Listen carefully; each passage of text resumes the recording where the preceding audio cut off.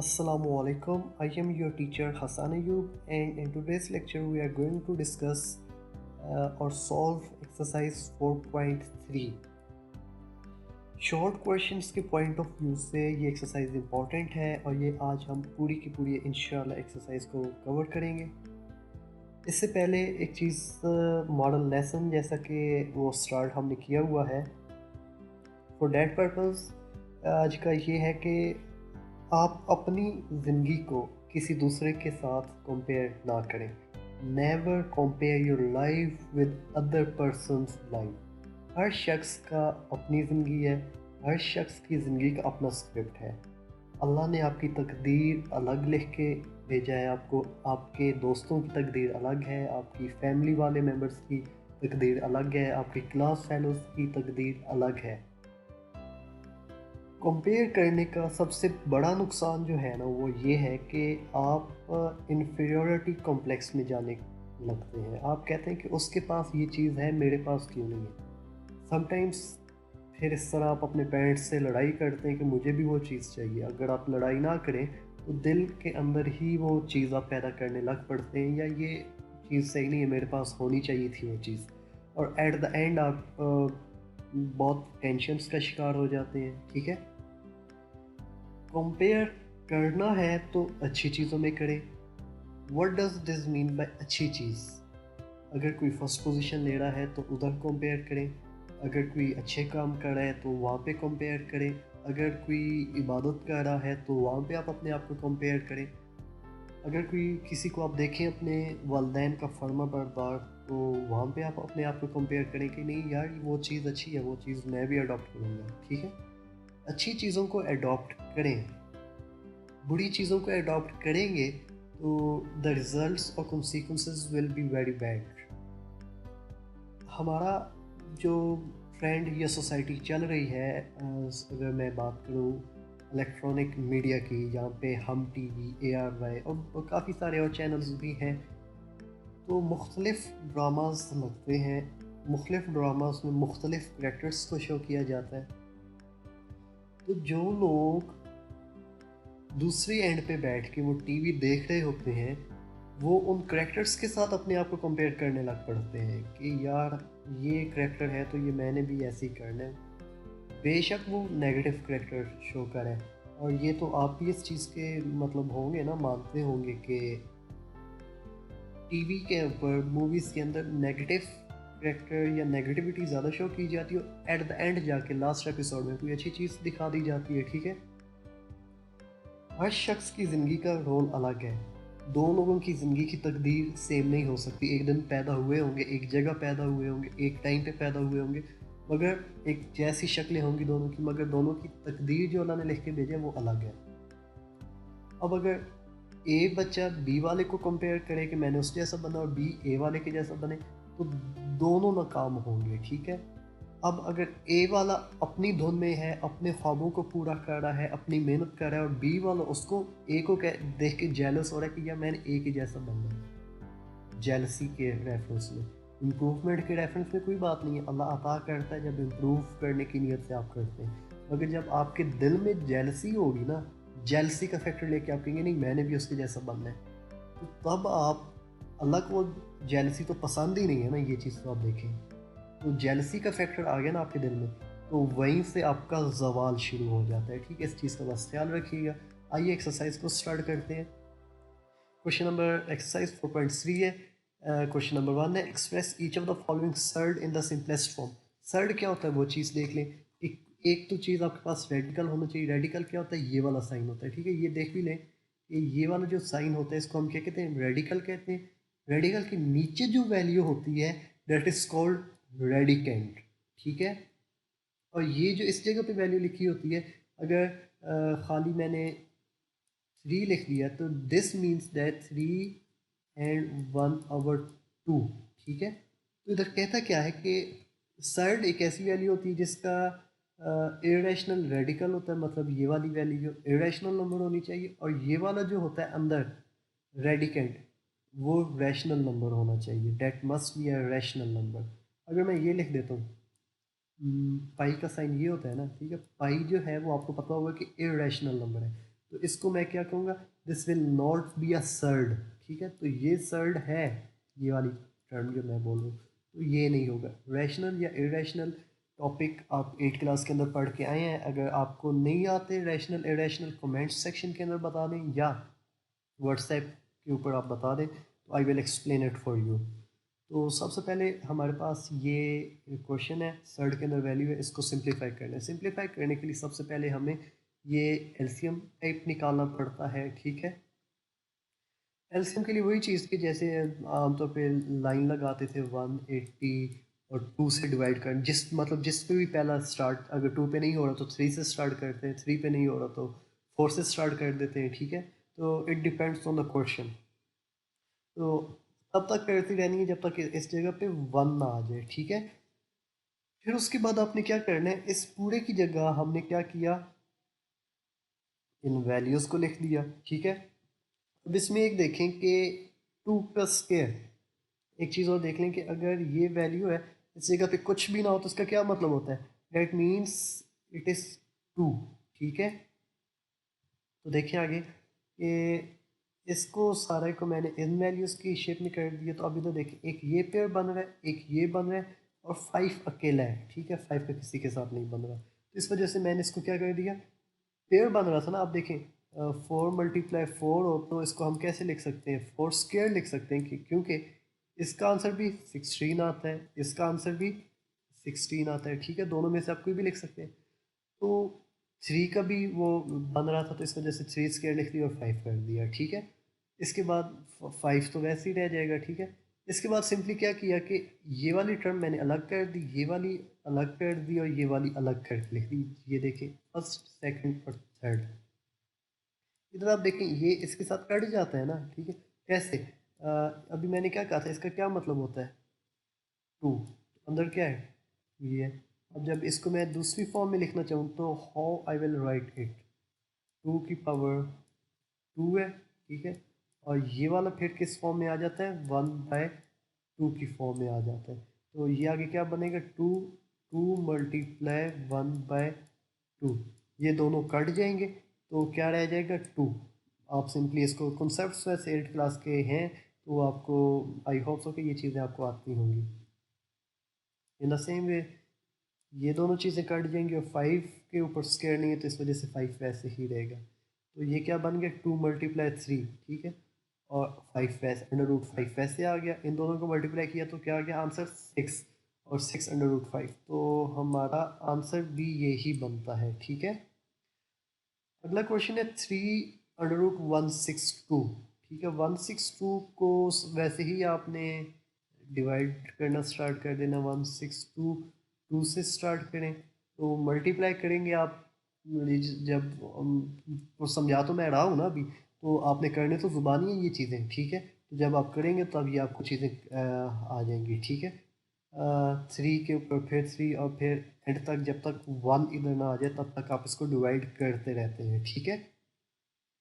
फिर आपने करना क्या है कि एक और चीज़ देख लें कि आपने, ये एक और चीज़ देख लें, ये क्वेश्चन है ना, 3 नंबर है, ठीक है। और ये 162 लिखा हुआ है, ठीक है।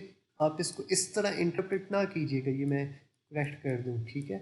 162 और 3 इस जगह पे नहीं लिखा हुआ, 3 is a separate value just like this, ठीक है। तो 162 की जगह मैंने ये वाली वैल्यूज़ लिख दी। अब जो अंदर पेयर बनाने होते हैं ना, अब इधर अगर 2 है ना, तो पेयर आपने जो बनाने हैं that must be of even number, ठीक है। इवन नंबर का क्या मतलब है, 2 का, 4 का, 6 का, 8 का। तो अब इधर देखिए 1 2 3 4 बन रहे हैं ना, तो इवन नंबर है, तो इधर मैं 3 की पावर 4 कर सकता हूँ, ठीक है। तो लाइन वैसे लगा दें या ना लगाए, that is up to you. 2 simple है, सिंगल है, इसके साथ कोई नहीं बनेगा, ठीक है। तो इस वजह से 3 की पावर 4 मैंने कह दी, क्योंकि 3 कितनी बार मल्टीप्लाई हो रहा है आपस में, 4 टाइम्स। मल्टीप्लाई 2 वैसे ही आ गया, ठीक है। उसके बाद सेपरेट कर दिए, जैसे हमने इस क्वेश्चन के अंदर किया था, ठीक है। 3 × √3 पावर 4 मल्टीप्लाई 2, ठीक है। अब ये वाली चीज़ कैसे करनी है आपने वो देख लें, ठीक है। ये वाली चीज़, ठीक है, वही चीज़ अभी मैंने बताई थी कि ये वाला साइन किसके बराबर होता है, 1/2 के इक्वल होता है ना, ठीक है। तो इस वजह से 3/4 ये आ गया और 1/2 ये आ गया, ठीक है, √2।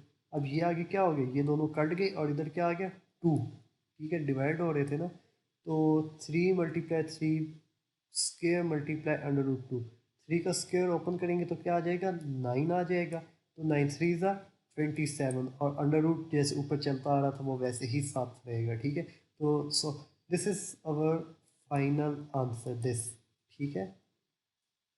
ये क्वेश्चन आपने बिल्कुल ऐसे ही करने हैं, कोई चेंज वगैरह करने की ज़रूरत नहीं है।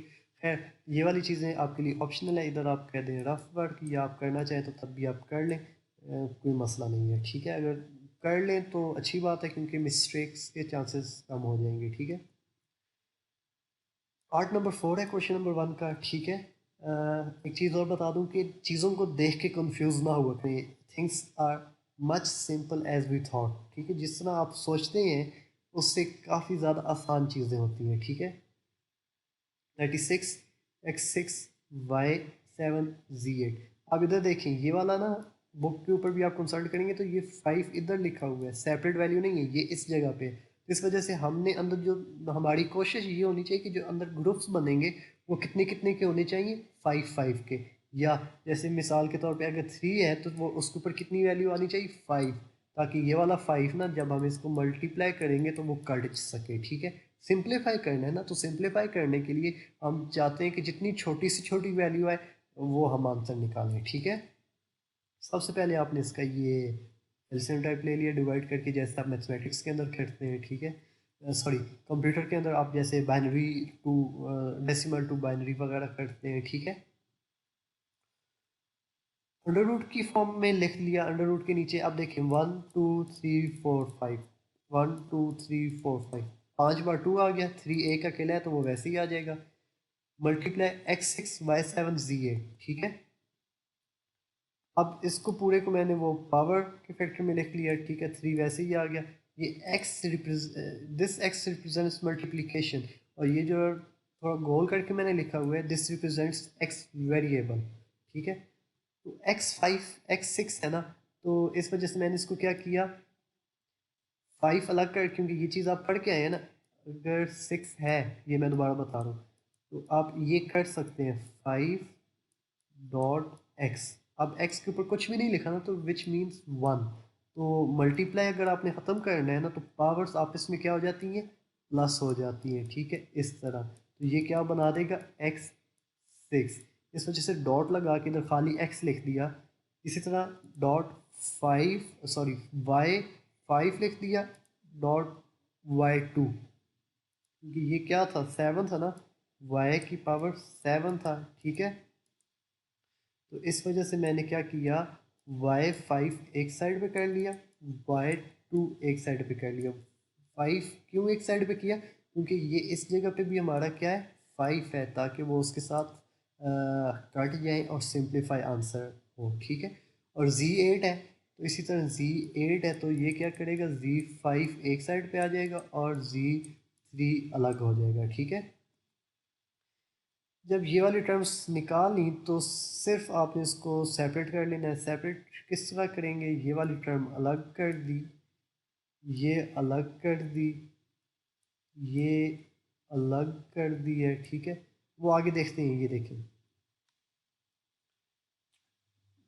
2 x y z, ठीक है। x y z कहाँ से आया, ये 5 इसके साथ कट गया ना, ये 5 इसके साथ कट गया, ये 5 इसके साथ कट गया, तो 2 x y, और ये इसका भी z इसके साथ कट गया, 2 x y z, ठीक है। और ये क्या था, 3 x y² z², 3 छोटा सा मैंने लिख दिया था, ठीक है। 3 x y²z³, ठीक है, वो वैसे ही आ जाएगा। अब इनमें से किसी ये कांस्टेंट या वेरिएबल की वैल्यू 5 नहीं है, इस वजह से वो इसके साथ कट नहीं सकते, इस चीज़ का बस ख्याल रखिएगा, ठीक है। ये मल्टीप्लाई का साइन मैं इसको रिमूव कर देता हूँ, तो ये क्या बन जाएगा, 2 x y z, और ये वाली वैल्यू एज इट इज़ ही आ जाएगी, ठीक है। तो ये वाला हमारा आंसर आ जाता है। साथ आप ब्लू मार्कर से लिख दीजिएगा ताकि हाईलाइट हो जाए, एग्जामिनर के लिए आसानी रहे चेक करने में। क्वेश्चन नंबर 2 है, सिंप्लीफाई करना है। दोबारा वही चीज़ आ जाएगी, कोई नई साइंस नहीं है, कोई नया क्वेश्चन नहीं है। 5 आ गया रेडिकल पोजीशन पे। 243 है, 243 को जब डिवाइड करना स्टार्ट करेंगे तो 2 से स्टार्ट नहीं हो सकता, क्योंकि आखिर पे क्या आ रहा है, ऑड नंबर है, ठीक है। तो इस वजह से 3 से डिवाइड करना स्टार्ट किया, तो उसके मेरे फैक्टर्स ये बन जाएंगे। टोटल कितने बन रहे हैं, 1 2 3 4 5। तो इस वजह से इसकी वैल्यू क्या बन जाएगी, 1 2 3 4 5, ये लिख दिया। ये वैसे ही रहने देंगे फिलहाल हम, ठीक है। आगे देखें, इस पूरे को मैंने क्या कर दिया, क्योंकि 3 कितनी बार मल्टीप्लाई हो रहा है, 5 टाइम्स, तो 3 की पावर 5 कर दिया। ये चीज़ हमने वैसे ही रहने दी है, ठीक है, क्योंकि ये तीनों चीज़ें 5 के टेबल में आती हैं। ये जो रेडिकल पोजीशन पे होती है ना वैल्यू, ये उसके अंदर आ रही है, ठीक है। इसको फिलहाल हम वैसे ही रहने देंगे। फिर वो सेपरेट कर लिया, ये वैल्यू अलग होगी, इसका अंडर रूट हमने अलग कर दिया, इसका अंडर रूट हमने अलग कर दिया, एक्स वाई जी, ठीक है। ये वाला भी है, ठीक है। ये इसके साथ कट गया, ये 5 है तो 5 इसके साथ कट गया। अब ये देख लें, इधर क्या है, वाई 10, और इधर क्या कह रहा है, 5। तो ये क्या बन जाएगा, वाई 10, और इधर क्या आ जाएगा, 1/5। तो ये क्या बन जाएगा, वाई 10 मल्टीप्लाई 1/5। तो 5 टू ज़ार होता है, तो इस जगह पे क्या आ जाएगा, y2 आ जाएगा। तो इसी तरह 5 3 ज़ार होता है, तो z3 आ जाएगा, ठीक है। ये वाला आपने खुद से कर लेना है किस तरह बनेगा, ठीक है। z15 है, और ऊपर क्या है, 1/5 है, ठीक है। मल्टीप्लाई का साइन रिमूव कर दिया, ठीक है, मिला के लिख दिया, तो this will be our answer, ठीक है। इसके बाद क्वेश्चन नंबर 3 है, simplify by combining the similar terms. Combining कह दिया तो इसका मतलब है कि माइनस प्लस के ऑपरेटर्स आ गए हैं, तो इनको हमको सॉल्व करना पड़ेगा। जिस तरह भी करेंगे वी विल सी इट के हाउ दिस विल हैपन। कि देखें, ये अलग सर्ड है, ये अलग है, और ये अलग है। इनमें से देखें इनका सिंपली मतलब किन सर्ड्स को थोड़ा सिंप्लीफाई किया जा सकता है, ठीक है। 45 है ना, तो हमने करना क्या है, ये वाली जो वैल्यू है ना उसके हिसाब से देखें। तो 45 में हम क्या कर सकते हैं, 9 5, या देखें 9 5 45 आ गया, ठीक है, इस तरह। और इसको आप वैसे भी कर सकते हैं, 45 है ना, कोई मुश्किल चीज़ नहीं है। 45 है, 2 पे नहीं हो रहा, 3 पे डिवाइड करना स्टार्ट कर दें, 3। और फिर आप इसी तरह 3 15 आ जाएगा। फिर इसी तरह आप स्टार्ट करें, 3 5 ज़ार, ठीक है। और फिर इसी तरह 5 1 ज़ार। तो ये क्या आ गया, 3 × 5। तो 3 ज़ार क्या होता है, 9 आ गया, और मल्टीप्लाई 5, और इसको अंडर रूट साइन के नीचे रख दिया हमने, तो 9 × 5, ठीक है। क्योंकि पहले हम क्वेश्चन कर चुके हैं, इस वजह से वो लंबी डिटेल्स के अंदर नहीं गए, इधर हमने डायरेक्ट चीज़ें लिख दी हैं, ठीक है। -20 का क्या बनेगा, 4 × 5, और ये वाली टर्म एज इट इज़ आ जाएगी। उसके बाद सिंपली क्या किया, इसको जब सॉल्व किया तो 9 है ना, तो ये 9 का क्या बनेगा, या 9 की जगह आप ये लिख दें 3 स्क्वायर, और ये आ गया, ठीक है। और मल्टीप्लाई √5, ये वाली चीज़, ठीक है। तो ये क्या करेगा, ये इसके साथ कट जाएगा, तो 3 मल्टीप्लाई का साइन नहीं लगा, 5 आ जाएगा। इसी तरह 4 × 5 है, तो 4 की जगह मैं क्या लिख सकता हूँ, 2 स्क्वायर लिख सकता हूँ ना, ठीक है। और मल्टीप्लाई 5 है, ठीक है। तो सेपरेट करने लगूँ, 2 स्क्वायर अलग आ गया, मल्टीप्लाई 5 अलग आ गया, तो दिस विल बिकम 2√5, ठीक है। ये 2√5 और 3 जो वैसे मल्टीप्लाई हो रहा था पहले, और ये एज इट इज़ आ जाएगी। फिर 3√5 -3 × 2 = 6, और फिर इधर क्या आ जाएगा, 5 आ गया, और प्लस 4√5। इसमें फिर आपने ये चीज़ देखनी है कि कॉमन क्या चीज़ आ रही है, ठीक है। तो taking √5 as a common, common का मतलब होता है जो तमाम टर्म्स में, एक ये टर्म है, ये टर्म और ये टर्म है, जो इन तमाम टर्म्स में सेम आ रही हो, तो डेट इज √5, तो हमने उसको कॉमन ले लिया। तो पीछे क्या रहेगा, 3 - 6 + 4, ठीक है। सॉल्व करें तो ये क्या बनेगा, 7, 4 + 3 7 - 6 और √5 आ गया। तो 7 - 6 क्या होता है, 1। तो इस वजह से इधर आप 1 लिखें या ना लिखें वो कोई फ़र्क नहीं पड़ेगा, तो यही आपका आंसर आ जाएगा। इसके बाद क्वेश्चन पार्ट नंबर 4 है हमारा, ठीक है। ये चीज़ है, कोई वो चीज़ मैं दोबारा बता दूं कि ये ना समझिएगा कि पता नहीं क्या चीज़ आ गई है सामने। क्वेश्चंस आर मच सिंपलर, ठीक है, बहुत आसान है। सिंपली 2 है, ठीक है, बड़ी ब्रैकेट्स लगा देंगे क्योंकि हम अंदर कॉमन लेने लगे थे। इन ब्रैकेट्स के अंदर कॉमन क्या चीज़ आ रही है, √5 है ना, तो इस वजह से हमने 6 - 3 ये है और -3 इसमें से और √5 ले लिया कॉमन, ठीक है। 6 - 3 क्या होता है, 3, ठीक है, 3 आ गया और √5 ऐसे ही आ गया। 3 2 6 क्या होगा, 3 2 6 और √5 ऐसे ही आ गया। तो ये हमारा आंसर बन जाएगा। ये दो दो नंबर के ना आपके इस तरह बड़े आसान से क्वेश्चंस आ जाते हैं, ठीक है। तैयारी करेंगे थोड़ी सी भी तो आपको वो याद रहेंगे। क्वेश्चन नंबर 4 है सिंप्लीफाई, आखिरी एक्सरसाइज का आखिरी क्वेश्चन है, वो भी देख लेते हैं आज ही, ठीक है।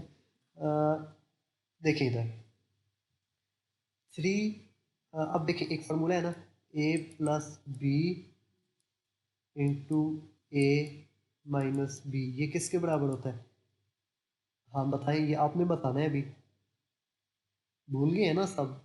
इसी वजह से कहता हूँ कि रिवाइज करके बैठा करें लेक्चर सुनने के लिए। तो देखिए a² - b², ये चीज़ ना इसके इक्वल होती है, ठीक है। फार्मूला है मैथमेटिक्स का, वो तो आप 6 7 8 क्लास से शायद पढ़ते आ रहे होंगे, ठीक है। अब ये वही चीज़ है a+b इंटू a-b, तो उसको मैंने इस फॉर्म के अंदर लिख लिया, मतलब a का स्क्वायर ले लिया फिर -b का स्क्वायर। देखें कैसे लिया, a इसमें क्या है, इधर मैं लिख देता हूँ, this is a and this is b, a and b। a क्या है, 3 है, 3 का स्क्वायर माइनस फार्मूले का आ गया, √3 का स्क्वायर ले लिया, ठीक है। अब इधर तो 9 आ जाएगा, ठीक है, और ये क्या करेगा, ये इसके साथ कट जाएगा, तो ये क्या बनेगा 9 - 3, क्योंकि ये इसके साथ कट गया था ना और इधर क्या आ गया था 9, ठीक है। 9 - 3 क्या हो जाता है 6, तो यही हमारा आंसर बनेगा। इसके पार्ट नंबर 2 और पार्ट नंबर 3, ठीक है, वो भी बिल्कुल इसी फार्मूले के ऊपर काम करेंगे, ठीक है। वो कोई मुश्किल हो, कोई क्वेश्चन ना समझ आए उनमें से, तो आप मैसेज कमेंट सेक्शन के अंदर बता दीजिएगा, आई विल सॉल्व इट। ये देखें इस तरह के क्वेश्चन हम 4.2 के आखिरी आखिरी पार्ट्स के अंदर कर चुके हैं, ठीक है। अब देखें पहले फार्मूला इसके ऊपर लगाएंगे ना, तो इसका आंसर हमारा इस टर्म की तरफ बन जाएगा x - y, इधर प्लस है तो वहाँ पे क्या हो जाएगा, माइनस हो जाएगा, ठीक है। तो फिर इन दोनों के जब एज अ होल सॉल्व करेंगे, इसका आंसर है इसका, तो वो इसकी तरह का बन जाएगा, ठीक है। करते हैं फिर आपको समझ आएगी कि कैसे बन जाएगा, खाली बताने से नहीं समझ आएगी। ये देखिए जैसे भी हमने क्वेश्चन किया है ना, a का स्क्वायर माइनस b का स्क्वायर, ठीक है, ये इसके साथ कट गया, ये इसके साथ कट गया, और ये वाली चीज़ें वैसे ही रहने दी। और इस चीज़ का ख्याल रखें कि जब इस तरह की छोटी ब्रैकेट्स आ जाए ना, तो साथ ये बड़ी ब्रैकेट्स लगा दिए करें, चीज़ें समझना आसान रहती हैं, ठीक है। ये कट गए, ये इसके साथ कट गया, तो इस वजह से ब्रैकेट्स ये वाली ही लगा दी, क्योंकि इधर क्या रह जाएगा x माइनस, और इधर क्या रह जाएगा जी y रह जाएगा, ठीक है। तो x+y वैसे ही, x² + y² वैसे ही आ जाएगा। अब ये वाला फार्मूला लगेगा ना, ये जो इससे पहले स्लाइड के ऊपर मैं दिखा रहा था, ठीक है, a² माइनस b², ठीक है। देखें मैं दोबारा लिख भी देता हूँ, आप लोग भूल जाते हैं, पता नहीं क्या आप लोगों को है कि चीज़ें बताते हैं फिर आप भूल जाते हैं।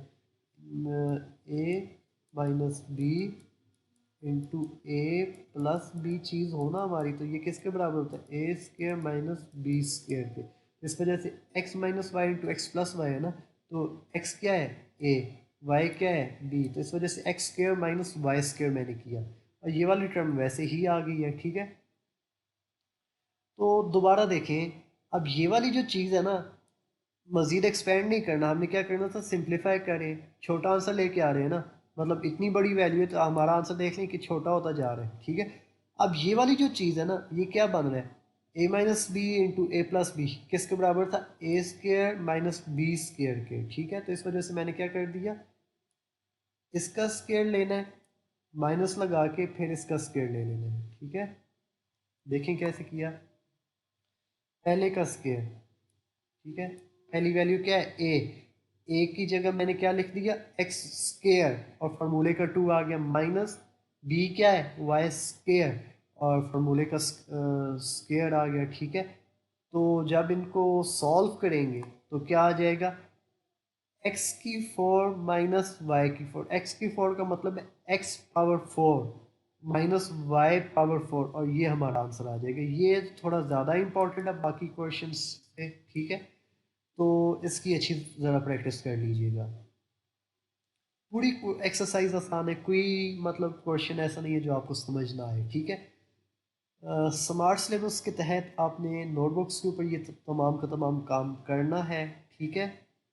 जो सारे क्वेश्चन हैं, अगर किसी को इसके बावजूद कोई समझ ना आए तो वो कमेंट सेक्शन के अंदर बता दे, या वो मुझे वहाँ पे व्हाट्सएप के ऊपर भी मैसेज कर सकता है, ठीक है। उम्मीद ये करता हूँ कि आपको ये लेक्चर समझ आ चुका होगा, मॉरल लेसन भी आपको समझ आ चुका होगा। मॉरल लेसन ये था कि आप अपनी ज़िंदगी को किसी दूसरे शख्स की ज़िंदगी से कंपेयर नहीं करेंगे। कंपेयर करना है तो इन द पॉजिटिव सेंस करें, to improve yourself. Negativity अपने दिल के अंदर जेलसी लेके इम्प्रूव ना करें, इससे ना तो आपको कुछ हासिल होगा और आप अपने अल्लाह को, अपने खुदा को भी नाराज़ करेंगे, ठीक है। बाकी चीज़ें साथ साथ चलती रहती है ज़िंदगी, ठीक है। पढ़ाई भी साथ साथ रहेगी, ज़िंदगी के ऊपर ज़्यादा फोकस करें कि बेहतर ज़िंदगी, लोगों के काम आने वाली ज़िंदगी आप गुजारें, ठीक है। बाकी अपने वालिदैन का एहतराम, अपने वालिदैन की फर्माबरदारी करें, उनकी खुशी का बायस बने, उनको दुख देने का बायस ना बने, ठीक है। बाकी हमें अपने असातिज़ा को अपनी दुआओं में याद रखें, जब भी कोई अच्छा काम करें तो हमें याद रखें वहाँ पे, ठीक है। अगले लेक्चर तक के लिए अल्लाह हाफिज़, अपना बहुत सारा ख्याल रखें।